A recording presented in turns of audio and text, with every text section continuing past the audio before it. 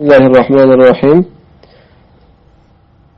Hozirgi kundagi sudyalarga murojaat qilishlik, mutlaqo shu kufr yurtlaridagi insonlar, zulm ostidagi qamoqxonadagi insonlar ularga murojaat qilishligi, aynan u qamoq muddatini kamaytirish masalasida emas. Masalan, kimlardir bir narsasi o'g'irlanib ketganda o'sha o'g'rini ushlab berishlik uchun murojaat qiladi o'sha kufr nizomiga. Kimlardir bir kishini o'ldirib ketgan bo'lsa, qotillikda o'sha qotilni kimligini topishlik uchun murojaat qiladi. Hammasi qisqasi o'sha kufrga murojaat qilishlik hukmi nima? Asli nojoizligi bularda hammasi. Alloh taolo oyatda inil hukmu illa lillah, hukmni faqat Allohga beriladi degan. Shuning uchun aslida Allohdan boshqaga, bu uning ustiga Allohning shariatiga xilof qilgan mana shunaqangi nizomlarga murojaat qilinmasligi aslida.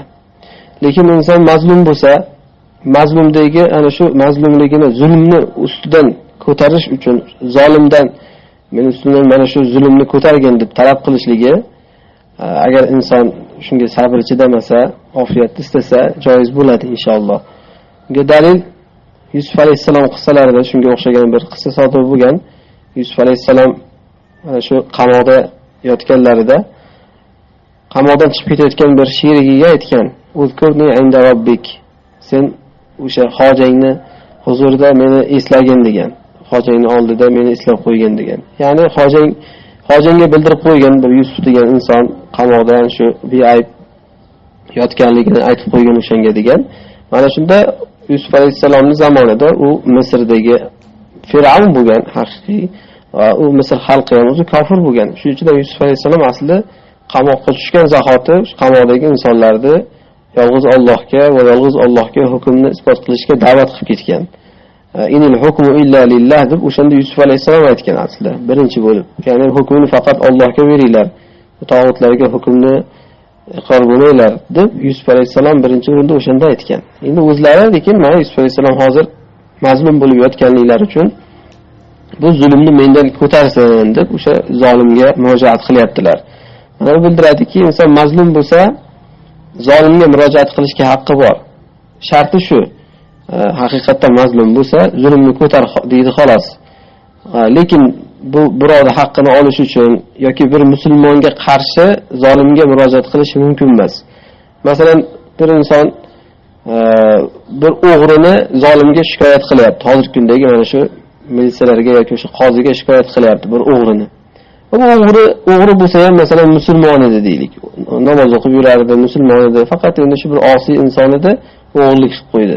Ana shu paytda bu inson bu musulmonni o'g'ri bo'lsa ham haligi tog'utlarga, shu militsiyalarga yoki boshqaga xabarni yetkazib, mana shu meni o'g'irlab ketdi deb uni ushlanglar deyishligi mumkin emas. Yoki bo'lmasam bir musulmon odam uni bir qarindoshini o'ldirib qo'ysa, bir kishini musulmon bo'lgandan keyin agarchi qotil bo'lsa ham bu kofir bo'lmaydi qatl qilganligi bilan. Shu bilan endi bu qotilni ushlanglar deb kufr nizomlariga murojaat qilishligi mumkin emas. Chunki bu shu musulmonga qarshi kufrga yordam berish bo'lib qoladi.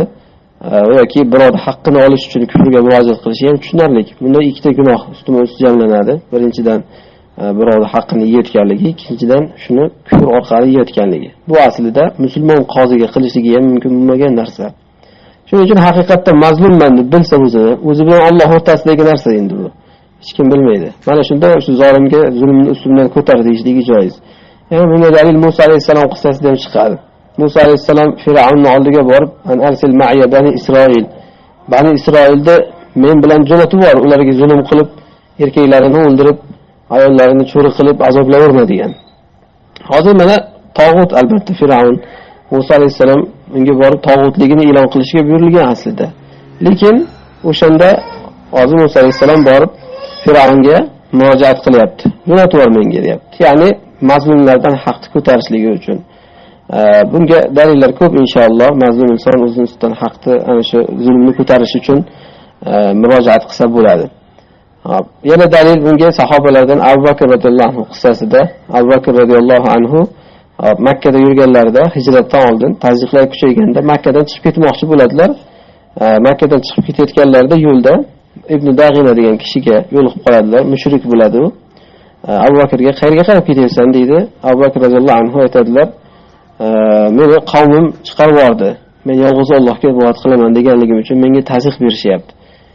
Shuning uchun men Allohga ibodat qilib yer yuzida xohlagan joyimda yurib Allohga ibodat qilmoqchiman. O'zim istagan dinni din tutmoqchiman deganda haligi Ibn Daghina mushrik Abu Bakrni yaxshi tanigan bo'ladi. Abu Bakrni hurmat qiladigan bo'ladi. Inna mislaka la yukhraj va la yakhruj. Sendek zot chiqarilmaydi ham, chiqmaydi ham. Men bilan yurgin deb Makkaga u kishini qaytarib olib borib, Makkaning katta mushriklariga Abu Bakr bugundan boshlab meni himoyam ostida, hech kim unga aziyat bermaydi deydi. Abu Bakrga himoya berib qo'yadi. Abu Bakr roziyallohu anhu o'sha Ibn Dag'inani himoyasi ostida mana shuni Makkada keyin yashab yuradilar. Bir muddat yashaydilar. Mushriklar shart qo'yadi. Mayli deydi, yursin seni himoyangda, faqat hamma yoqqa oshkor qilib dinini ovoza qilib yurmasin. Uyda qilsin ibodatini deydi.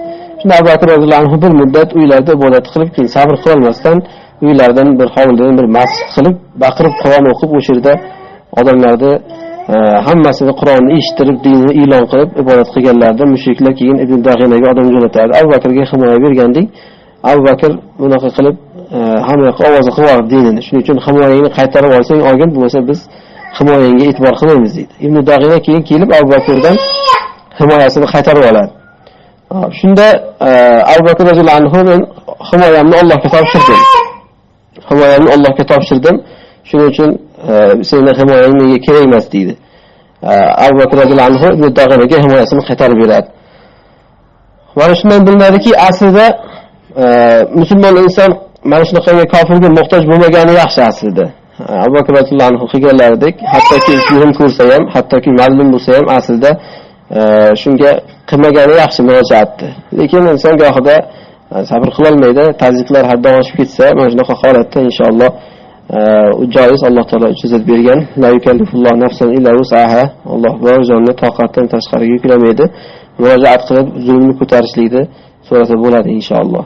Yuqoridagi Abu Bakr roziyallohu anhuning qissasi sahih. Bu Sahih Buxoriyda kelgan qissa inshaalloh. Allohu a'lam.